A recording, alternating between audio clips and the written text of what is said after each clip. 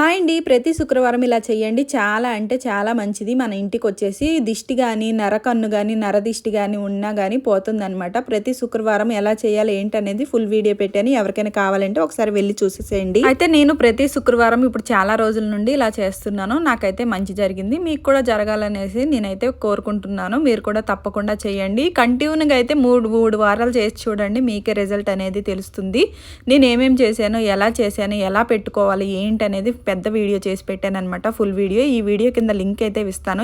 అయితే ప్రసాదం ఏమైనా చెయ్యాలా, ఏమేమి కావాలి, ఎలా చేసుకోవాలి అనేది పెద్ద వీడియోలు చూసి ఒకసారి చూడండి. మీకు తెలిసినట్టయితే తప్పకుండా కామెంట్ చేయండి. తెలియకపోతే ఇలా చేసుకోండి అనమాట. నేనైతే చక్కగా ఇంట్లో పూజ అయితే చేసుకున్నాను. గుమ్మం దగ్గర కూడా చక్కగా ఇలా చేసుకొని పూజ అయితే చేసుకున్నాను. చక్కగా పులిహోర అయితే ప్రసాదం పెట్టానండి. సో చక్కగా పూజ అంతా అయిపోయింది. నేను కూడా దండం పెట్టుకొని బొట్టు అయితే పెట్టుకున్నాను. ఎవరికైనా కావాలంటే కింద లింక్ ఇస్తున్నాను, వెళ్ళి చూసేసేయండి.